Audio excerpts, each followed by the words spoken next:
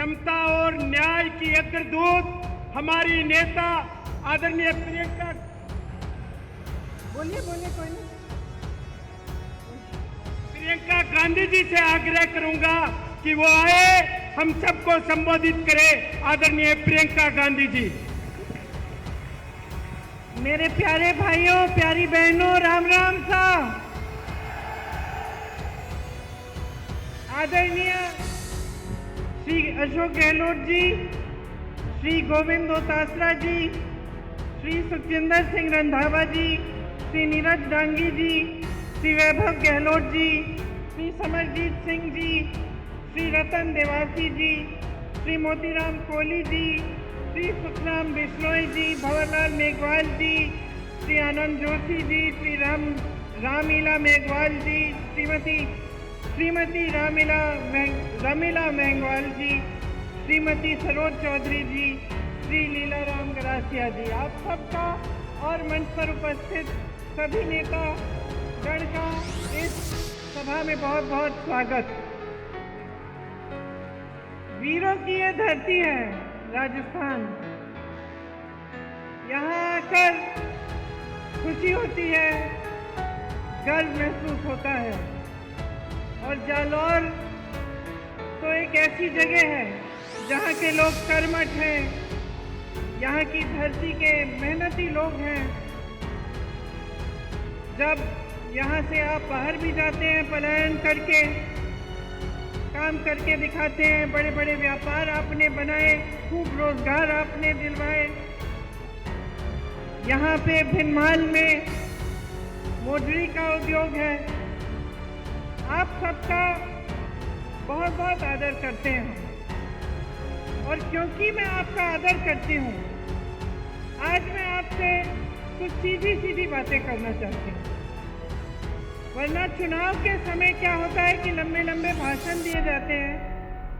अक्सर आपको भी लगता होगा कि नेता भाषण दे रहा है, लेकिन जो कहना चाह रहा है वो सच्चाई कह रहा है कि नहीं, आपके सामने जो असलियत है वो रख रहा है कि नहीं। इसीलिए मैं चाहती हूँ कि आपसे कुछ बातचीत करूँ, आपके सामने एक सच्चाई रखूँ, ताकि जब चुनाव आएगा, जब दिन पोलिंग का दिन आएगा, तो आप ठीक तरह से अपने विवेक को इस्तेमाल करके पूरी जागरूकता से अपना वोट दे पाएं। देखिए, चुनाव का जो समय होता है वो हिसाब लेने का समय भी होता है कि नहीं। अभी हाल में राजस्थान का चुनाव था। आप अशोक गहलोत जी की सरकार से खुश भी थे, हो सकता है थोड़ा सा शिकवा गिला भी था, इसीलिए आपने सरकार बदली कि नहीं? हाँ कि नहीं? तो देखिए, आपने सरकार बदली और क्या देखा कि जो स्कीमें आपके लिए अशोक जी ने शुरू की थी, जो 25 लाख की बीमा की, स्वास्थ्य बीमा की स्कीम थी, उसको क्या हुआ? कौन बताएगा? बंद हो गई। आपको 25 लाख तक मुफ्त स्वास्थ्य की सुविधाएं मिल रही थी। आज क्या हालात हैं? आज मिल रही हैं? नहीं मिल रही हैं। आपको जो तमाम सुविधाएं मिल रही थी, आज लगभग उनको बंद किया गया है। और ये इसलिए है कि जो सरकार आपने अब चुनी है अपने प्रदेश में, वो सरकार आपके हित के लिए काम नहीं कर रही है। अब अगला चुनाव आया है, देश का, पूरे देश का चुनाव है, तो सोच समझ के अपना वोट दीजिएगा। आपने खुद अपने प्रदेश में देखा है कि जो आपके लिए अच्छा हो रहा था वो बंद कर दिया गया है। तो क्या पूरे देश में आप ऐसा चाहते हैं? तो ये तय करने का समय है कि आप चाहते क्या हैं। आजकल चुनाव के समय एक अजीब सा माहौल बन गया है। आपने देखा होगा, आपके ध्यान को भटकाने वाली सारी बातें हो रही हैं। बड़े बड़े प्रचार हो रहे हैं, अजीब सी बहकी बातें हो रही हैं। आपने सुना होगा, प्रधानमंत्री जी के भाषण सुने होंगे, कहाँ की बातें करते हैं। अभी राजस्थान आए तो अपने भाषण में कह डाले कि आपके जन जन के आराध्य बाबा रामदेव साहब, उनका जन्म कश्मीर में हुआ।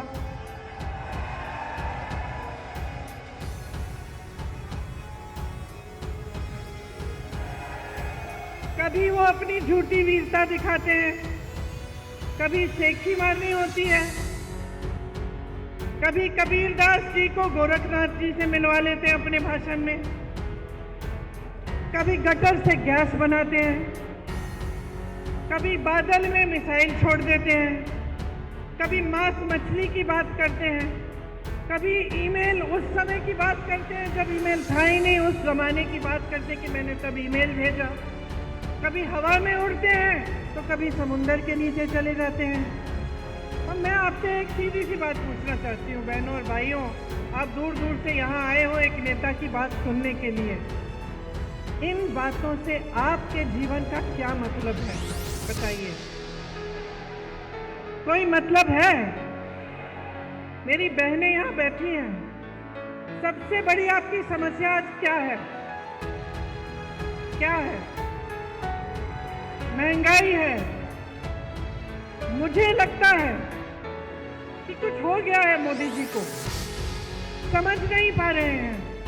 क्या होता है ना, कई बार इतनी सत्ता हो जाती है कि लोग सच्चाई बताते ही नहीं हैं, घिर जाता है इंसान, चाहे उसके संघर्ष की कुछ भी उसका अनुभव होता है, लेकिन जब सत्ता इतनी हो जाती है लोग डरते हैं, अधिकारी डरते हैं, जो साथ में काम करते हैं वो डरते हैं कि असलियत न बताएं, तो वो इंसान कट जाता है जनता से।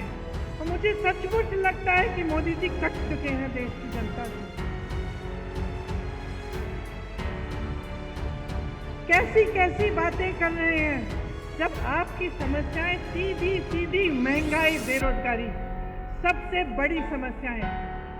10 सालों में आप बताइए मुझे, महंगाई घटी है? बेरोजगारी बढ़ी है कि नहीं?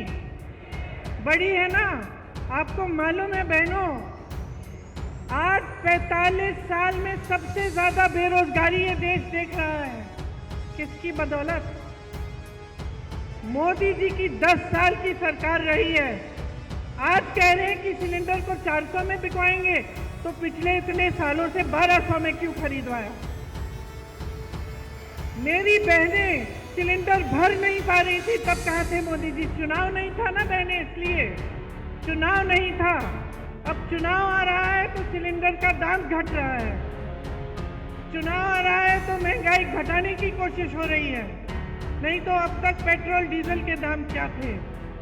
नहीं तो अब तक आप अगर दुकान जाती हैं, आजकल नवरात्रि का समय है, त्योहार का समय है, आप दुकान जाती हैं अपने बच्चों के लिए कपड़े खरीदने के लिए, अच्छे अच्छे कपड़े पहनेंगे इस समय, या कुछ खरीद और जूते खरीदने के लिए, या फिर सब्जी भाजी खरीदने के लिए अगर आप दुकान जाती हैं, तो क्या होता है?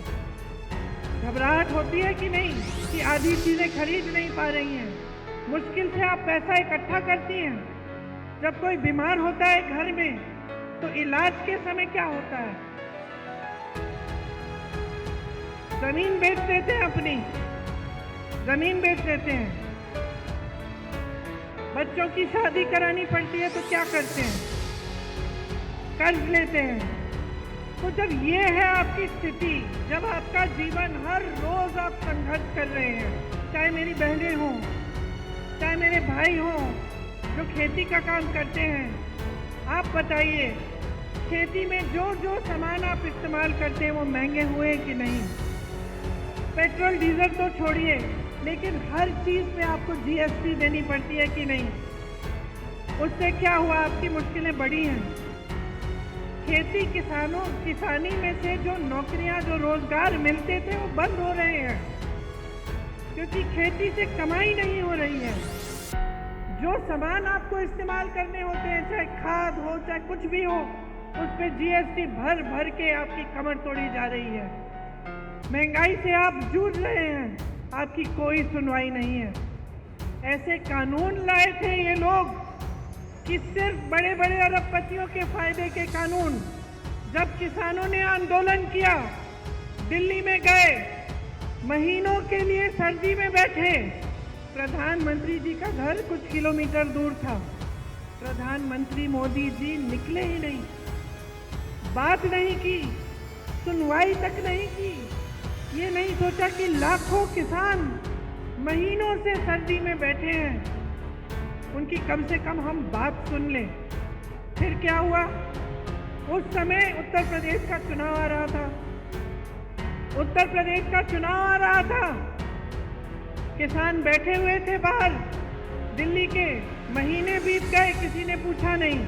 जैसे ही चुनाव आने लगा, मोदी जी ने काले कानून रद्द कर दिए। तो आप नीति समझिए और नीयत समझिए। इनकी नीयत ठीक नहीं है। इनकी नीतियां सिर्फ बड़े बड़े अरबपतियों के लिए हैं। आपने अभी कहा जमीन बेचते हैं अगर जरूरत पड़ती है। आपने कहा किसी की शादी होती है, जमीन बेचनी पड़ती है या कर्ज लेना पड़ता है। आपने देखा होगा कुछ दिनों पहले एक बड़े अरबपति के बेटे की शादी हुई। आपने देखा होगा कि किस धूमधाम से शादी की। ठीक है, बुरी बात नहीं है, जिसको जैसा करना है करे। लेकिन आपने कभी सोचा है कि इतना पैसा कहाँ से आ रहा है? इतना पैसा कहाँ से आ रहा है?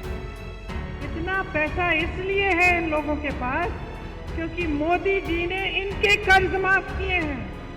16,000 करोड़ रुपए के इनके कर्ज माफ किए हैं। अब आप सोचिए, 16,000 रुपए का कर्ज था, माफ किया गया। और जो किसान सड़क पे बैठा हुआ अपना हक मांग रहा था, जो किसान 10,000 रुपए के लिए आत्महत्या कर रहा है, जो किसान कर्ज में डूब रहा है, उसका कर्ज माफ करने की बात ही नहीं है।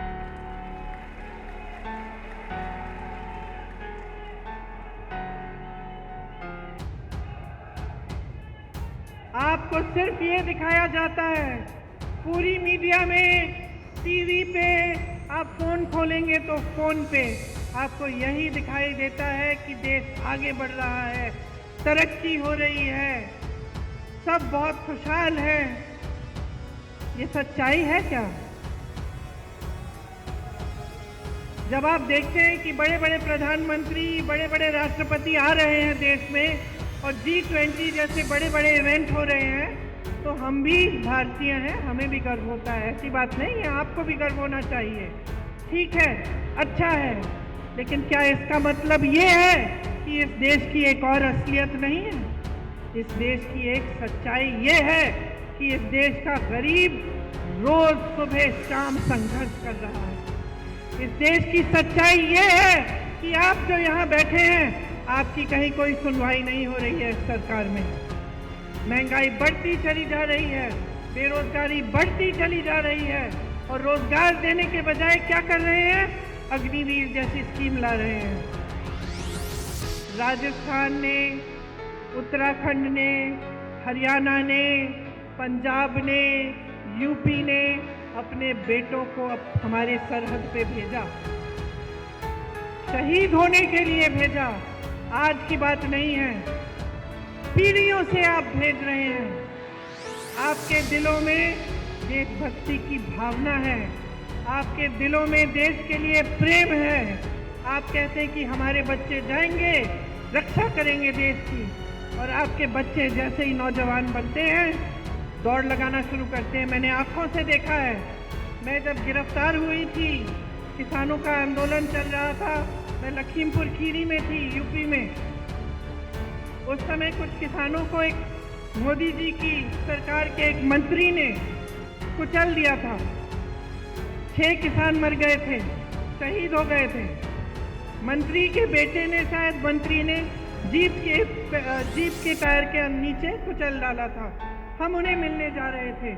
उस समय पुलिस हमारे पीछे पीछे थी और हमें पकड़ने के लिए आए कि आपको गिरफ्तार करना, आप नहीं जा सकते, क्योंकि हम चाहते थे कि हम उनके परिवारों से मिलें। तो सुबह के 3:30 बजे थे, अंधेरा था अभी, और हम एक गांव के बाहर रुके हुए थे कि हम किस तरह से लखीमपुर खीरी पहुंचे पुलिस के बिना, कि पकड़े बिना। उस समय मैंने देखा कि 15-20 लड़के नौजवान एक ग्रुप में दौड़ लगा रहे हैं। तो अचानक मैंने पूछा कि भाई ये क्या है? अभी तो रात हो रही है, सुबह हुई भी नहीं है, सूरज उगा भी नहीं है, ये बच्चे दौड़ लगाने किस लिए निकले हैं? फिर वो रुके, उन्होंने बातचीत की हमसे, पता चला कि सेना के लिए तैयारी कर रहे हैं। इतने से थे, अभी तो उनकी उम्र भी नहीं आई थी सेना में भर्ती होने की, लेकिन तैयारी तब से कर रहे थे। क्या उम्मीदें होंगी उनकी, क्या आशाएं होंगी, दिल में कैसी भावना होगी देशभक्ति की, और ये भी भावना कि अपने माता पिता के लिए बड़े होकर हम कमाएंगे, एक स्थायी रोजगार मिलेगा, सेना में हम भर्ती होंगे, हमारे माता पिता को गर्व होगा और हम उनका देखभाल कर पाएंगे। ये भावना ये मोदी जी समझ ही नहीं पा रहे हैं। जो अग्निवीर जैसी स्कीम निकालते हैं वो ये भावना को समझ नहीं सकते। उन्होंने इन सब आशाओं को चूर चूर कर दिया, इन उम्मीदों को वो खत्म कर दिया। वो समझे नहीं कि सेना में भर्ती होने का मतलब क्या है नौजवानों के लिए और तमाम देश की जनता के लिए, समझ नहीं पाए। अब उन्होंने वही चीज चार सालों की कर ली। 4 सालों के लिए कौन करेगा?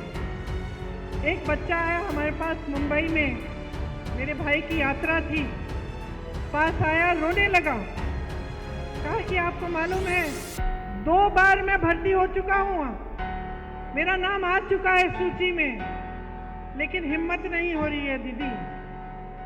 5 सालों के लिए हिम्मत नहीं हो रही है कि मैं ये काम करूं। पिताजी भी कह रहे हैं बेटा छोड़ दो, कोई फायदा नहीं है, 5 सालों के लिए तुम जाओगे, क्या पता क्या होगा, स्थायी तुम्हें रोजगार नहीं मिल रहा है, पूरे जीवन के लिए तुम कमा नहीं पाओगे, वापस आओगे तो क्या होगा। तो अब ये स्थिति हो गई है कि रोजगार बनाने के बजाय आप रोजगार घटा रहे हैं। खेती से रोजगार बनता था, खेती में कमाई नहीं बची।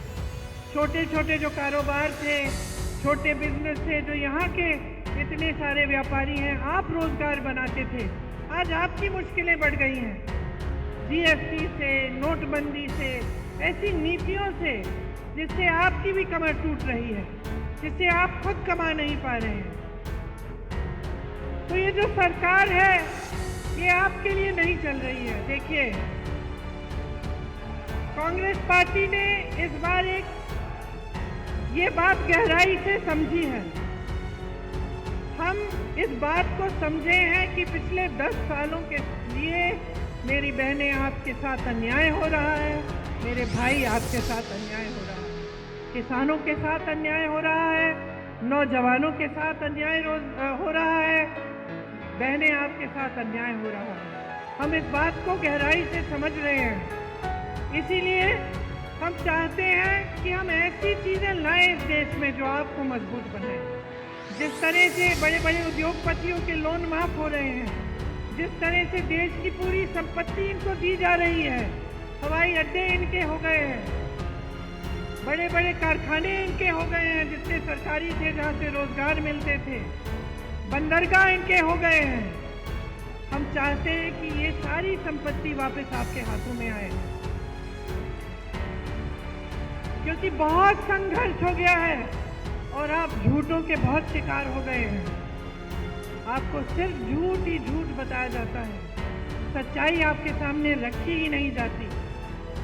हमारी इच्छा है और हमने ये घोषणा की है कि केंद्र में जो 30 लाख रोजगार खाली पड़े हुए हैं उन्हें हम भरेंगे। अगर एक नौजवान स्नातक पास होता है और उसको नौकरी नहीं मिल रही है, हम उसको अप्रेंटिसशिप के तौर पे, जैसे जो अमीर लोग होते हैं उनके बच्चे पढ़ाई करते हैं, उसके बाद उनको 1 साल के लिए किसी के में जॉब लगा देते हैं, 1 साल के लिए उनको थोड़ा बहुत पैसा कमा लेते हैं और वो सीख भी लेते हैं। लेकिन गरीबों के लिए ये मौका नहीं मिलता। तो हमने कहा है कि हम आपके लिए ये मौका बनाएंगे। जो बच्चे स्नातक पास हैं उनको 1 लाख रुपए मिलेंगे अप्रेंटिसशिप करने के लिए।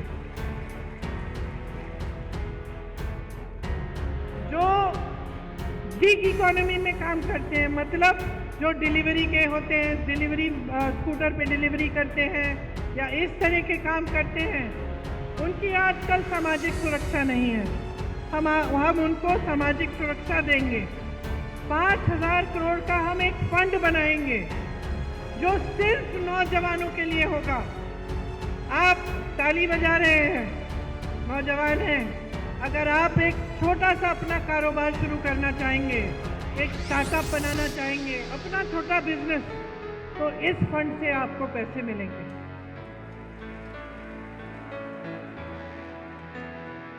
आपको मालूम है पेपर लीक की बड़ी समस्या है। गहलोत जी भी जानते हैं कि राजस्थान में भी पेपर लीक हुए थे और ये एक बड़ी समस्या पूरे देश में है, सिर्फ एक प्रदेश की समस्या नहीं है। और बहुत इसको रुकवाने की कोशिश चाहे कितना भी की होगी गहलोत जी ने, लेकिन फिर भी बार बार ये हो रहा था और पूरे देश में ये एक सिलसिला बन गया है कि जहाँ जहाँ आप इम्तिहान दे रहे हैं रोजगार के लिए, वो पेपर लीक हो रहे हैं, उनमें घोटाले हो रहे हैं, 20-20 लाख के लिए नौकरियाँ बिक रही हैं। तो इसको रोकने के लिए हम पूरे देश भर में एक कानून लागू करेंगे और एक सख्त कानून होगा। एक जॉब कैलेंडर निकालेंगे। जॉब कैलेंडर का मतलब कि जिस दिन आपकी नियुक्ति होगी, जिस दिन आपका एग्ज़ाम होगा, जिस दिन एग्ज़ाम का रिजल्ट आएगा, वो पहले से तय करके जॉब कैलेंडर में आपको पता चलेगा। अगर किसी अधिकारी ने या किसी ने बेईमानी करने की कोशिश की, इधर उधर करने की कोशिश की, तो उस पर सख्त कार्रवाई होगी। ये कानून लाएंगे हम चाहते हैं कि आप अपने पैरों पे खड़े हों। बहनों, आपके लिए जो महिला सबसे बड़ी महिला है एक परिवार में, उसके लिए 1 लाख रुपए मिलेंगे सालाना, हर साल, ताकि आप कुछ बचत अपनी कर पाओ, ताकि ये घबराहट ना हो कि बच्चों के लिए कुछ खरीदना है, नई वर्दी खरीदनी है, नए जूते खरीदने हैं, पैसे कहाँ से आएंगे। इसीलिए हम आपको सशक्त बनाने के लिए ये कर रहे हैं। और जितनी भी सरकारी नौकरियां हैं पूरे देश भर में, उनमें से 50% महिलाओं को देंगे। आज सबसे शोषित देश में श्रमिक ही होता है, सबसे ज़्यादा संघर्ष करता है, खास तौर से जो पलायन करके जाते हैं। आपने देखा कोविड के समय किस तरह से अपने गांव-गांव तक पैदल चले, क्या हुआ उनके साथ। उनके साथ जैसे मैंने कहा, सुरक्षा नहीं होती है, वेतन भी जो जी चाहे वो दे देते हैं जो ठेकेदार होते हैं। तो हम चाहते हैं कि खास श्रमिकों के लिए स्वास्थ्य का अधिकार हम कानूनी गारंटी बनाएंगे, ताकि जांच से इलाज तक पूरी सेहत और देखभाल उनको मुफ्त में मिलेगी। राष्ट्रीय न्यूनतम मजदूरी हम तय करना चाहते हैं, ताकि आपको 400 रुपये प्रतिदिन के कम से कम कोई नहीं दे पाएगा। और जो शहरी क्षेत्रों के लिए, जैसे हमने यहाँ गांव के क्षेत्रों में रोजगार की गारंटी दी, आपको मालूम होगा मनरेगा कांग्रेस ने शुरू किया था, उससे 100 दिन का जो रोजगार था वो आपको गारंटी मिलता था। ये अलग बात है कि मोदी जी ने उसको भी कमजोर करने की कोशिश की। शहरों में भी आपको इस तरह की रोजगार की गारंटी कांग्रेस पार्टी देना चाहती है और दे के दिखाएगी। मैंने अग्निवीर की बात की। अग्निवीर की जो स्कीम है उसको पूरी तरह से हम रद्द करवाएंगे। जैसे पहले सेना में आप जाते थे मान सम्मान के साथ आजीवन काम करने के लिए, देश की सुरक्षा के लिए, वैसे आप फिर से जाएंगे। देखिए, मैंने किसानों की बात की।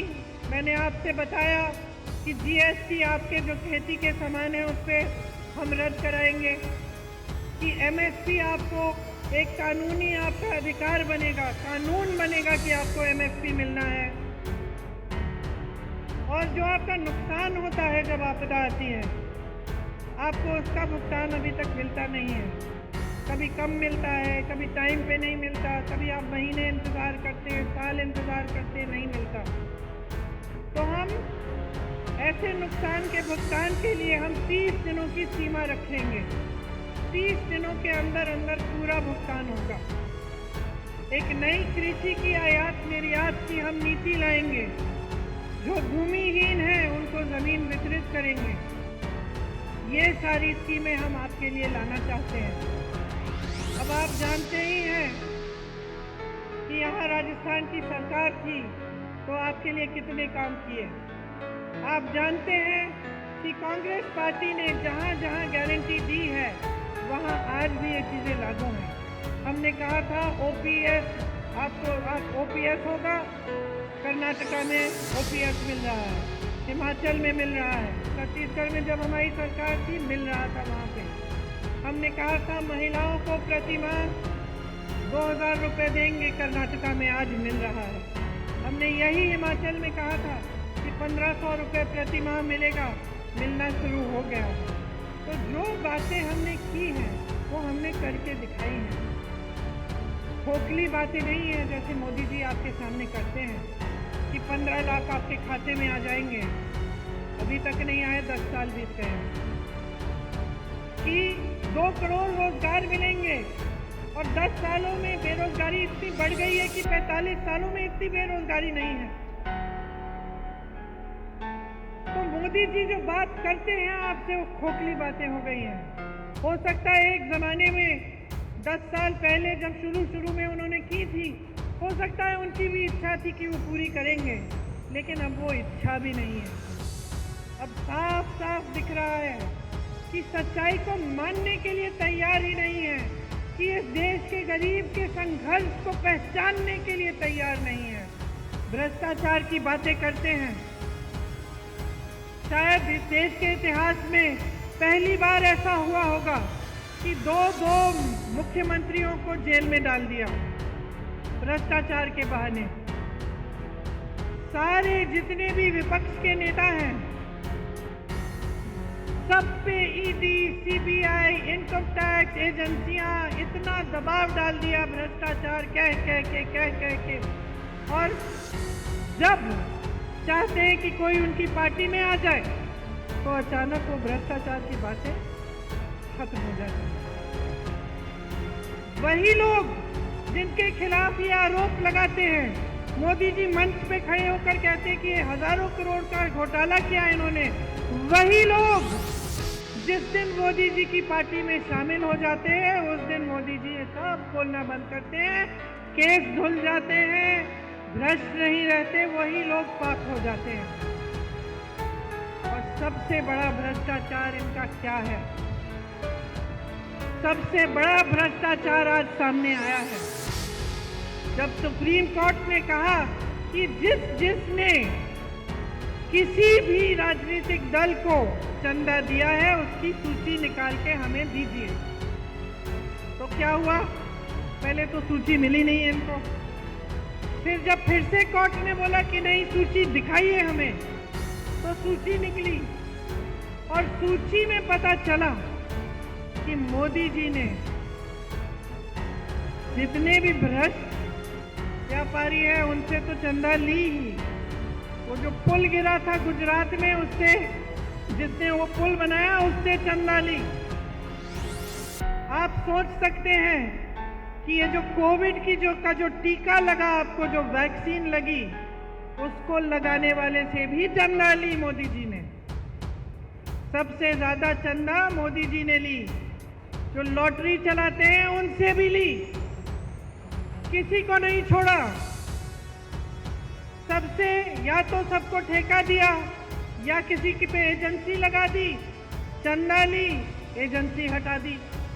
किसी को ठेका दे दिया कि तुम पुल बनाओ, तुम सुरंग बनाओ, तुम सड़क बनाओ, उसके लिए चंदा ले ली। तो इससे बड़ा भ्रष्टाचार कौन सा है? इससे बड़ा भ्रष्टाचार क्या है कि हजारों करोड़ रुपए आपने इस तरह से अन्य लोगों से लिए। तो भ्रष्टाचार की जो बातें हैं वो भी इनकी खोखली हैं। कहते हैं यहाँ आकर कि मैं अकेला भ्रष्टाचार से लड़ रहा हूँ, पब्लिक से समर्थन मांगते हैं। सच्चाई नहीं है, भ्रष्टाचार से नहीं लड़ रहे हैं। ये सिर्फ विपक्षी दलों का मुंह बंद करना चाहते हैं। किसी भी बहाने किसी का घर ले लिया, किसी पे केस डाल दिया, किसी को जेल में डाल दिया। लेकिन मैं आपसे कहना चाहती हूं कि हम डरने वाले नहीं हैं।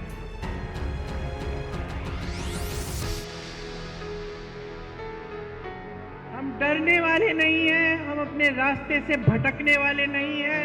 हम आपके लिए लड़ते रहेंगे, आपके लिए काम करते रहेंगे और आपकी सेवा करते रहेंगे। यही हमारा धर्म है और असली धर्म यही होता है। हर नेता का यही धर्म होना चाहिए। धर्म की बहुत बातें सुनते हैं आप, धर्म के नाम पे आपको बहकाया जाता है, लेकिन धर्म के नाम को जो अपनी सत्ता के लिए इस्तेमाल करता है वो धार्मिक नहीं होता है। धार्मिक इंसान वो होता है मेरी बहनें जो सेवा को समझता है, जो अपने पास वाले को, जो भाई बहनों की मदद करता है, जो सच्चाई बोलता है और जो धर्म का इस्तेमाल अपने लिए नहीं लेकिन लोगों की भलाई के लिए करता है। इसीलिए मैं खास आपसे आग्रह करने आई हूँ आज कि इनकी बातों में मत पड़िए। बहुत हो चुका है। आपने 10 साल अपना अनुभव देखा है, आपने संघर्ष किया है। इस बार इस चुनाव में आपका वोट किसी एक नेता को नहीं मिलना चाहिए। आपका वोट अपने ही पक्ष में जाना चाहिए। आपका वोट अपने लिए लगना चाहिए, डलना चाहिए।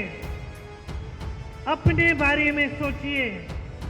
10 साल गुजर गए हैं, आपके बच्चे बड़े हो रहे हैं, आप मेहनत से कमा के उनको पढ़ा रहे हैं, लिखा रहे हैं, रोजगार नहीं मिल रहा है, घोटाले हो रहे हैं, खेती में कमाई नहीं हो रही है, महंगाई बढ़ रही है। क्या 5 साल और आप ये चाहते हैं? आप ऐसी सरकार चाहते हैं जो ऊपर से ऐसे दिखे कि आपको सोने का कोई डब्बा दे रहा है, डब्बा खोला तो कुछ खाली है, सब कुछ खाली है, और खूब प्रचार के साथ ये कहा जा रहा है कि आपको दे रहे हैं, दे रहे हैं, दे रहे हैं। इस गलतफहमी में मत पड़िए।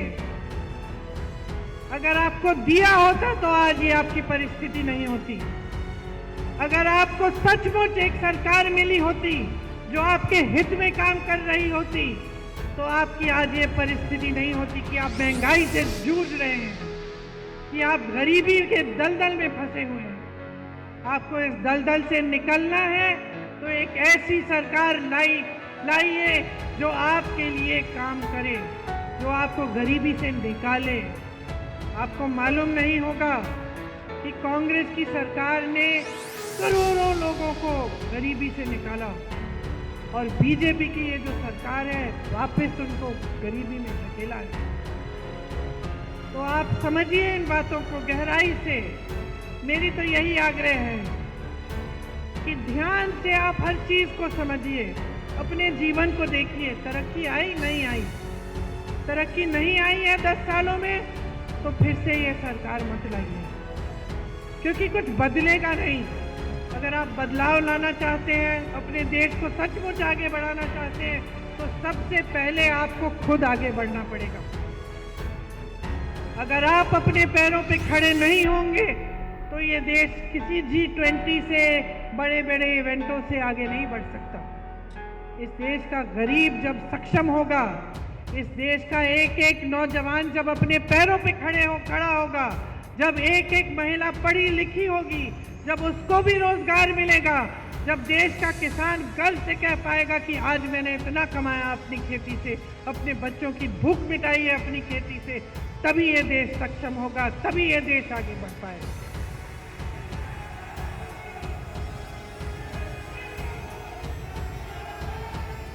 तो जिस दिन चुनाव आएगा उस दिन मैं आपसे पूरी उम्मीद रखती हूँ कि आप सोच समझ के अपना वोट डालेंगे। इस बार किसी मोदी सरकार को मत लाइए। ये जो बोलते हैं ना बार बार मोदी सरकार, बंद कर दीजिए इसको। इस बार जनता की सरकार लाइए, अपनी सरकार लाइए, कांग्रेस की सरकार लाइए, ताकि आप मजबूत बने, आपकी शक्ति आपके हाथों में आए, आपकी संपत्ति आपको वापस मिले और आपका, हमारा देश आगे बढ़े। आपसे बहुत बहुत धन्यवाद कि आपने इतनी ध्यान से मेरी बातें सुनी। मेरी बहनों को घर भी जाना पड़ेगा, तो मैं आपको छोड़ती हूँ अब, और आपसे आग्रह फिर से करती हूँ कि आपने जिस तरह से मेरी बातें ध्यान से सुनी है, उतने ही ध्यान से, एकदम जैसे अर्जुन की आंख, मछली की आंख पर अर्जुन का निशाना, अर्जुन का ध्यान रहता था, उसी तरह से अपना ध्यान अपने ऊपर रखिए, अपने विकास के ऊपर रखिए। हिसाब मांगिए मोदी जी से और इनकी सरकार बदल डालिए। जय हिंद।